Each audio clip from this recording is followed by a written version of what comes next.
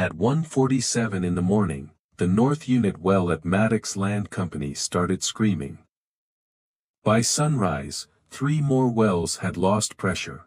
By noon, the number was 11, and before the sun went down over Sage County, 18 irrigation wells that had fed that basin for decades were pulling nothing but hot air. All except one. 8 miles south, on 280 acres of pears and dry grass, Miles Rusk opened the door of his pump shed, set one hand on a pipe that should have been shaking, and found it still. Not dead, not strong, but alive. His water was still there, the intake was low, the pressure was thin, the old gauge trembled like it was trying not to admit something, but the well was holding. And it was holding for one reason. 39 days earlier, while every other farm in the valley ran pumps day and night, Miles Rusk had shut his off because of a black oilcloth field book written by a man who had been dead for 48 years. A field book nobody in the county meeting had taken seriously. A field book one modern grower had laughed at. This is the story of what an old farmer measured with a plumb line, a flour sack, and patience. And what that patience was worth when the valley finally ran out of water. Miles Rusk was 58 years old, with a long face, narrow shoulders, and the kind of stillness that made people mistake him for slow until they discovered he had already noticed everything worth noticing. His hands were scarred at the knuckles and dark in the creases from soil, pipe grease, pruning tar, and 50 years of work that never separated itself neatly into seasons. He had been born on the Rusk place in the east end of Sage County, where the fields rise toward a broken basalt ridge and the wind comes down in the afternoon carrying dust, sage, and the dry mineral smell of old rock. His grandfather, Ephraim Rusk, had bought the first 80 acres in 1918 with a team of mules, a box of pear cuttings, and a limp he had brought home from France. The limp stayed with him. So did the habit of writing things down. Ephraim did not write about feelings, he did not write about politics, sermons, or the weather in the way men complain about weather. He wrote down measurements. Rain caught in a flour sack stretched over a tin funnel. Well depth measured on the first Sunday of every month, with a waxed cord and a lead plumb. The week the low pasture springs softened, the week they quit. The morning the first pear blossoms opened, the morning frost blackened them. The rose that held soil moisture longest, the rose that gave it up first. And over 26 years, across drought and flood and ordinary seasons that no one remembered because they did not hurt enough to be remembered, Ephraim built a record of that ground. Not a diary, a witness. The field book had lived for years inside a coffee tin on the pantry shelf, wrapped in oilcloth that had gone stiff at the folds. Miles had seen it as a boy, his father had pulled it down now and then, when talk turned to wells or frost or planting dates. But Miles did not truly read it until after his father died and the farm became his alone to lose. That winter, he sat at the kitchen table while Nora worked through tax forms beside him, and he read Ephraim's hand from the first page to the last. The writing was careful, dark, and tight. The numbers were not modern. They were not clean enough for a spreadsheet. They were not calibrated against a state instrument or corrected by satellite. But they were consistent. And consistency, Miles had learned, is a kind of truth. The part that held him was the water. Ephraim had recorded a pressure collapse beneath Mica Ridge in 1920. Then again in 1937. Then again in 1954. Then again in 1971. Not exactly to the day. Not exactly to the month. But close enough that the pattern had the feel of something under the ground turning in its sleep. A cycle a little over 16 years long, short enough to return within a man's life, long enough for a county to forget it every time. By April of that summer, Miles began seeing Ephraim's old warning signs. Not dramatic signs, the kind a man misses if he is only looking for crisis. A lower morning pulse in the pump line. A delay in recovery after irrigation. The willow roots exposed along the draw. The smallest pears on the ridge rose tightening before the heat had really begun. And the old spring behind the equipment shed, the one that had never been useful enough to count, darkening 2 weeks ahead of the field book's worst years. Miles read the entries again. Then he read them a third time. And on the first Monday of June, before the sun had cleared the ridge, he walked into the pump shed and shut the irrigation system down. The silence came so fast it felt like a verdict. He stood with his hand on the panel for a moment, then he closed the shed and walked back to the house. Nora was at the kitchen table with the farm ledger open. She was 56, silver at the temples, strong in the wrists, and exact about money in a way that had kept the farm alive more than once when weather had done its best to finish it. She did not look up when the pump sound stopped. She heard it. Of course, she heard it. That sound had been underneath every morning since April, but she did not ask Miles what he had done. Because, after 32 years of marriage, their work had divided itself without ceremony. Miles read the ground, Nora read the numbers. And both of them knew that in a year like this, either one could kill them. The operating note at Columbia Farm Credit came due in October. The cooler repair was still unpaid. The spray rig loan had one final payment. The pear crop needed to be good, not perfect, but good enough. If Miles was wrong, they would not simply have a bad harvest, they would have a bank conversation with no strong answer in their hands. Nora sharpened her pencil, carried a number to the next column, and said only, "How long?" Miles stood in the kitchen doorway. "Until the well tells me different." She nodded once. Not agreement, not doubt. Recognition. 3 days later, the Sage County Extension Office filled with growers, ranchers, lenders, and 2 men from the state water desk who had driven down from the Capitol with charts rolled under their arms. The room smelled of dust, coffee, and wet cardboard. The water desk presented the basin readings, aquifer level at 69%. Below average, but within modeled range. Recovery expected after autumn recharge. Clay Maddox sat in the front row, boots crossed at the ankle, arms folded across his chest. Clay farmed 6,000 acres north of the ridge and had spent 20 years turning Maddox Land Company into the kind of operation people pointed to when they wanted to say farming had a future. He had sensor arrays in every block. Moisture probes at 4 depths. A drone pilot on retainer.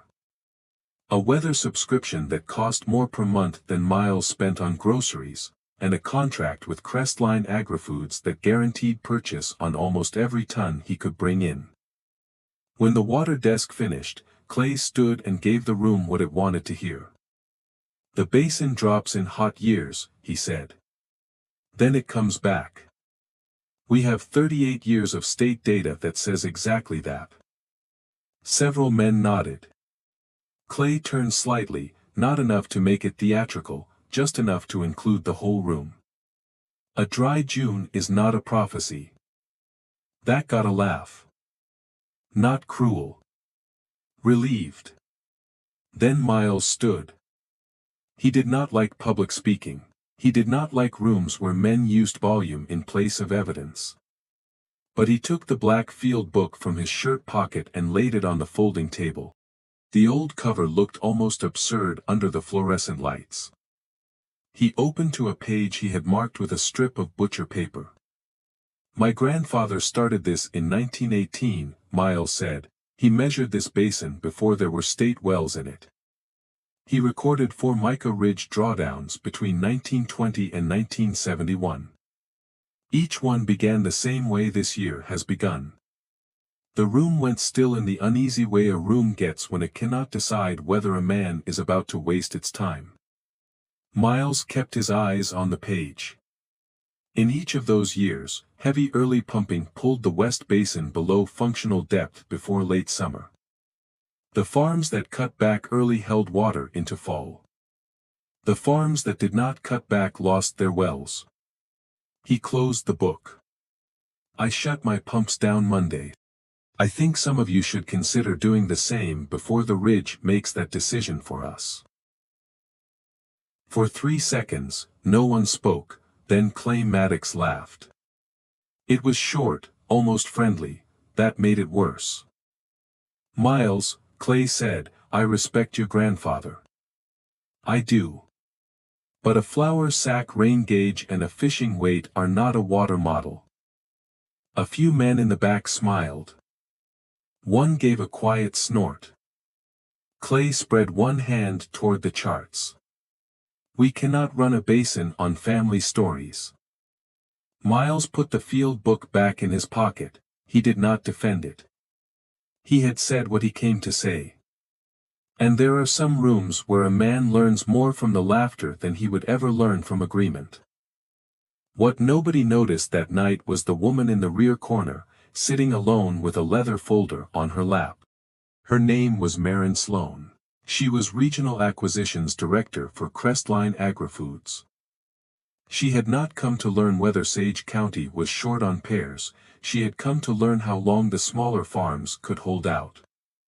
Crestline had already bought 2 properties north of the ridge and was quietly negotiating for 3 more. The company was not interested in family orchards as family orchards, it was interested in water. Crestline had greenhouse contracts across 3 states and needed a source that did not fail when surface deliveries got tight. The mica ridge seam had looked perfect on paper, reliable, cool, shallow enough to access, deep enough to buffer heat. The Rusk property sat closest to the ridge intake, directly over the point where the seam entered the basin before fanning west beneath the larger operations. Crestline had wanted the Rusk place since the previous fall. After Miles spoke, Maren Sloan wanted it faster. She arrived 12 days later in a white SUV too clean for the lame. Miles saw the vehicle from the machine shed and knew before she stepped out that nothing about the visit was accidental. She wore pressed linen, low boots, and the composed face of someone who had sat at many kitchen tables and converted family history into an asset class. Nora made coffee. Maren introduced herself, praised the property, mentioned Crestline's commitment to regional agriculture, then placed an offer summary on the table. $2 million. 60-day close, all acreage, structures, wells, and associated water infrastructure included. Miles looked at the number. Then he looked at Maren. What would Crestline do with a pear farm? Maren smiled with professional calm, diversified production planning. Miles waited, the room did not help her. She added, specific development plans are proprietary until acquisition. Miles wrapped both hands around his coffee cup. Then you are asking me to sell something you will not name. Nora did not touch the paper. Maren shifted to the second version of the pitch. Debt exposure. Drought risk. Aging infrastructure, labor shortages. The difficulty of small acreage in a consolidated market. All true things. That was the danger of it, a man can resist a lie easily enough. Truth arranged in someone else's order is harder. Miles listened until she finished, then he said, no. Maren left the offer on the table. Nora folded it once, put it in the drawer beside the unpaid cooler invoice, and closed the drawer. Miles saw where she put it, neither of them mentioned it that night. By the end of June, the county had split into 2 visible stories. North of the ridge, the Maddox blocks looked almost impossible in the heat, green, even, and full, with sprinklers turning in clean arcs under a sky that had forgotten rain. South of the ridge, the Rusk place looked like surrender. The grass between rose browned, young trees curled by noon. Fruit stayed small. From the road, it looked like a man was starving his own orchard. At the fuel station, Clay Maddox said loud enough for half the pumps to hear. "There's farming, and then there's praying over old paper." The line made it around town by lunch. Miles heard a version of it by evening. He did not answer it. He walked his rows before dawn. He checked the pump shed. He opened the field book on the porch after supper and ran his finger along Ephraim's entries until the old ink seemed less like writing than like a voice speaking through soil. His daughter Tessa called from Portland twice that week. She was 26, trained in agricultural systems, and working for a company that built predictive irrigation models for large growers. She loved the farm. She also believed, with the confidence of a person educated inside useful systems, that better data was how farming survived what was coming. "Dad," she said on the second call. "The state model still shows the basin stable through August." Miles watched the last light go off the ridge. "The model is not old enough." Tessa paused. "What does that mean?" "It means 38 years of seeing is not enough for a 16-year thing if you don't know what to look for." She did not dismiss him, that was not her way. But he could hear the tension in her silence. Numbers were her language. The field book was a language too. She had not yet learned to read it. July came hard. The air stopped cooling at night. The creek behind the lower pears separated into dark bowls of water with green skin at the edges. The ridge lost its last snowline before the 4th, a month early. Every afternoon, the valley took on the flat, bright look of a place being held too close to a flame. Miles walked the orchard before sunrise and again near dusk, when the heat loosened enough to let a man think. The old pear trees were not thriving. But they were not panicking. That was how Miles thought of it. They were withdrawing into themselves. Slowing fruit, tightening leaves, protecting the wood. The younger trees reacted to heat like young things do, loudly and immediately. The old trees waited. They had been through enough seasons to know not every emergency deserved the same amount of fear. At 1:47 on July 18th, Clay Maddox's north unit alarm went off. His night hand reached the well house first and heard the sound every irrigator dreads. A pump spinning without load. A metal screen with no water behind it. By dawn, a camera lowered into the casing showed the intake hanging in open air. The water had dropped below it. Clay called his hydrologist. Then the state desk, then Crestline. By mid-morning, 3 neighboring growers had checked their own wells and found the same thing. By noon, the 11 wells were down, by evening, 18. The basin had not collapsed all at once. It had been lowering for weeks. Then it crossed a line. The difference between working and broken can be less than a foot. Ray Odell drove to the Rusk place just before sunset, got out of his old Ford, and stood in the yard with his hat in both hands. Ray grew cherries on 40 acres west of Miles and had never been dramatic about anything in his life. So when his voice shook, Miles listened. Ray told him who had lost water. Clay first, then Brewster, then the North packing blocks, then both wells at the old Hanley place, then 2 Crestline parcels. Miles thanked him and walked to the pump shed. The gauge was lower than he wanted. Much lower. But the intake held. The line still carried water. Not enough for comfort. Enough for survival. He closed the panel, stood a moment in the open doorway, and looked at the orchard. Small fruit, curled leaves. A crop nobody would brag about. A crop that might live. Then he called Tessa. Come home, he said, the basin just changed. She arrived the next morning without her laptop bag. Miles noticed that first. She brought her phone, her truck keys, and the face of someone whose certainty had been interrupted too quickly for her to rebuild it. They went to the pump shed. Then to the lower orchard, then to the porch, where Miles handed her the field book. This time, Tessa did not read it looking for where it failed modern standards. She read it looking for what modern standards had failed to ask. For 2 hours, she moved through Ephraim's entries. 1920, 1937, 1954, 1971. The same early pressure lag, the same rich spring darkening. The same West Basin wells failing first. The same recovery beginning only after extraction dropped below a level no one wanted to accept until disaster forced them to accept it.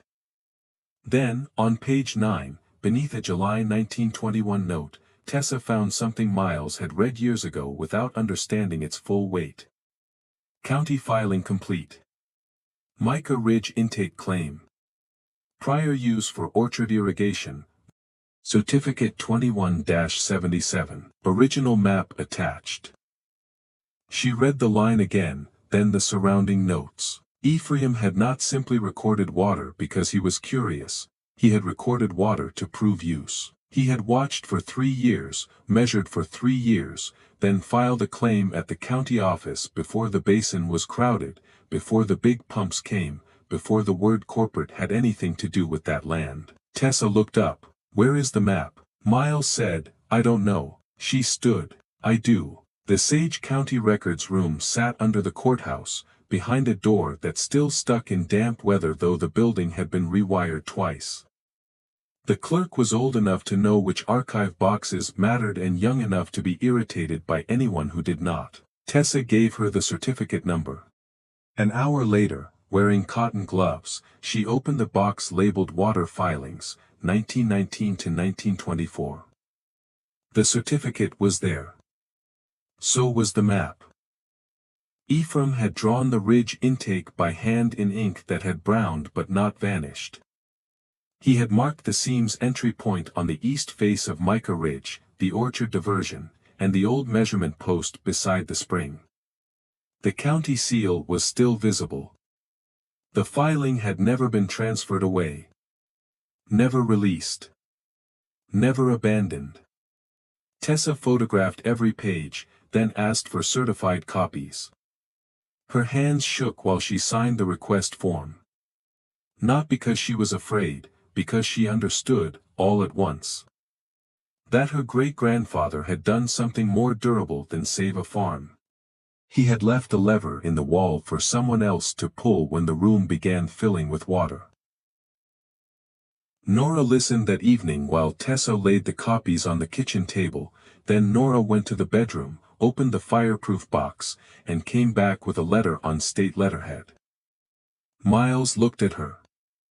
Nora placed it beside the certificate. I requested status confirmation after Marin's first visit, she said. When? The next morning. Miles stared at the letter. The state engineer's office had confirmed that Certificate 21-77 remained active in the registry and had no recorded abandonment. You did that without telling me. Nora looked at him with the calm of a woman who had been doing necessary things quietly for 3 decades. You were reading the ground, she said. I was reading the paper. Miles did not answer, because there was nothing to correct in that. 3 days later, Marin Sloan came back. This time she brought an attorney. The new offer was $1.3 million. Nora read the page first. All the way through. Then she placed it over the earlier offer, in the drawer, and looked at Marin. Your offer fell by $700,000 after everyone else lost water, and ours did not. Marin began. Market conditions have shifted, Nora cut in. No. The market learned what the property was. The attorney opened his folder. Marin's voice sharpened by 1 degree. Water rights law is complex, Mrs. Rusk. Very old filings are not always interpreted the way families believe they are. Miles had not spoken. Now he stood and opened the back door. The orchard lay beyond it in hard white heat, old trees holding their small fruit like a promise made under pressure. I think this meeting is finished, he said. Maren did not argue, but as she walked to the SUV, Miles understood what the second visit had meant. Crestline did not know exactly what the Rusks held, but it knew enough to be afraid of it. In the second week of August, drilling rigs came into the North Basin, 3 of them, white trucks, radar trailers, survey flags. A Denver hydrogeology team in clean hard hats set up on one of the properties Crestline had already bought and began drilling around the west fan of the mica formation. People drove slowly past the sites just to look. Tessa watched from the county road, then drove home and opened Ephraim's map beside a topographical layer on her laptop. For an hour, she said nothing, then she called Miles to the table. Their sites are wrong. Miles leaned over the map. Tessa pointed to the ridge. Their radar found the formation, that part is right. But they are drilling where the seam spreads after it leaves the ridge. In wet years, those pockets fill, in dry cycle years, they empty first. She tapped Ephraim's ink line, the source is here. East face. The water moves northwest before it turns into the basin. He wrote it.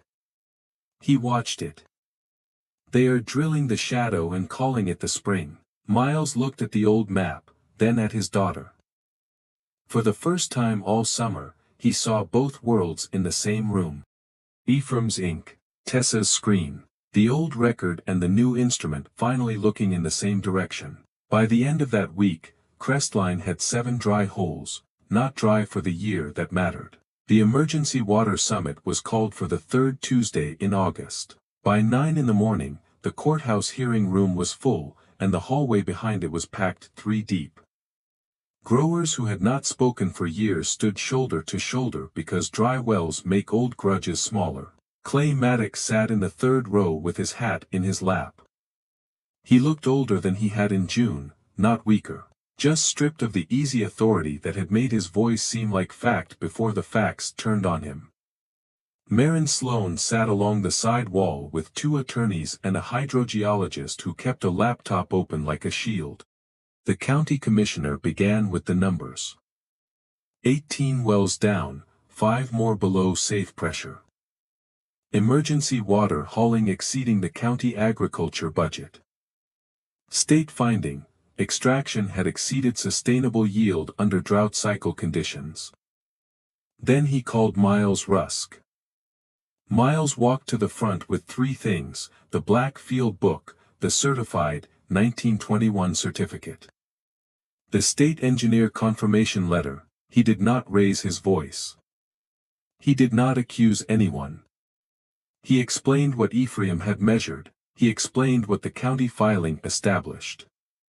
He explained why state data beginning in the 1980s could describe ordinary seasonal decline, and still miss a recurring cycle that had begun before the state instruments existed. Then he said, I am not asking the county to punish anyone. I am asking the county to stop treating the basin like a bank account no one has to balance. The room was quiet. Maren's lead attorney stood, his argument was smooth, expensive, and designed to turn clarity into fog. He acknowledged the old certificate. Then he argued non-use. Failure to assert. Changed conditions. He used phrases that made the farmers shift in their chairs because the words sounded official enough to move land. Then Tessa stood. She gave her name, her training, her work, and she answered him in a voice that shook for the first sentence and steadied on the second. The certificate has been used continuously for orchard irrigation. The Rusk property has never left agricultural production. The right was confirmed active by the state engineer's office before Crestline raised any challenge. There is no recorded abandonment, no transfer, and no period of non-use. The attorney tried to interrupt. Tessa did not look at him, and the technical record matters here. Ephraim Rusk documented the ridge intake before most of the current basin wells existed. His observations matched the present failure sequence more accurately than the state model because his record includes 4 prior cycle failures and the state model includes none. Clay Maddox lifted his head. So did half the room. Tessa placed Ephraim's map on the projector. The ridge line appeared on the wall, hand-drawn in brown ink from a century before. Then she overlaid the modern basin map. The match was not beautiful. It was undeniable. Crestline's drill sites sat west of the true intake, in the part of the formation Ephraim had marked as late water only. No one laughed this time. The commissioner called a recess. In the hallway, Clay Maddox came to Miles by the water fountain. For a long moment, neither man spoke. Then Clay said, "You knew." Miles looked at the county map on the wall. "I knew enough to stop." Clay nodded slowly. "I had sensors in every block. I know. I had a hydrologist. I know." Clay looked down at his hat. "And your grandfather had string." Miles did not say anything. Clay's mouth tightened once, not with anger, with recognition. "I had good instruments," he said. "I aimed them at the wrong question." After the recess, the decision took less drama than the summer that had forced it. The county adopted emergency extraction limits on the Mica Ridge seam. The state water desk accepted the Rusk field book, certificate, and map into the basin management record.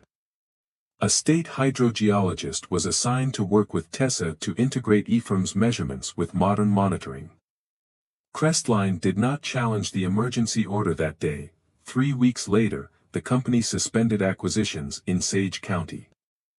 By October, the 2 properties it had purchased were listed for sale. Marin Sloan never returned to the Rusk kitchen. The Rusk pear crop was the smallest in 14 years. The fruit was undersized, the packing grade was uneven, but the valley supply had fallen so sharply that the price climbed higher than anyone expected. When Nora and Miles sat at the kitchen table in late October, the numbers did not look like victory. They looked like breath. The cooler repair was paid. The spray rig loan was closed. Most of the operating note was covered, and the remainder was carried by the bank without new collateral. The farm did not get rich, it remained theirs. Sometimes, survival is not a banner. Sometimes, it is a signature that does not have to be placed on someone else's paper. Tessa stayed through harvest, then through the first frost, then through Thanksgiving. She called her employer twice and delayed her return both times. By December, she had stopped pretending she was only home for the crisis. She built a data set from Ephraim's field book page by page. Every rain note, every plumb line reading, every spring recovery, every frost date. She matched what she could against state records, then extended the model backward into the years no instrument had seen. The cycle appeared. Not perfectly, nature does not sign its work in straight lines, but clearly enough. And more important, the early warnings appeared, too. The pressure lag. The spring color. The recovery delay. The pattern a man could see only if he measured the same place long enough to stop mistaking repetition for coincidence.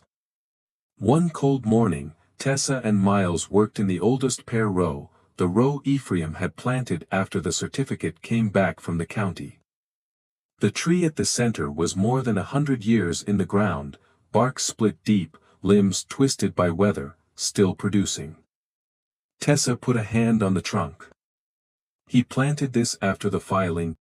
Miles nodded. That spring, he wrote that he finally trusted the water enough to plant something meant to outlive him. Tessa kept her hand on the bark. "Do you think he knew?"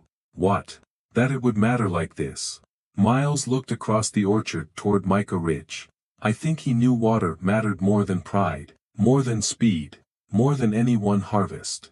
He pulled a small pear from the branch and turned it in his hand. And I think he knew there would come a day when the people with money would arrive carrying better words for taking it. Tessa smiled faintly. That sounds like him. No, Miles said. That sounds like land.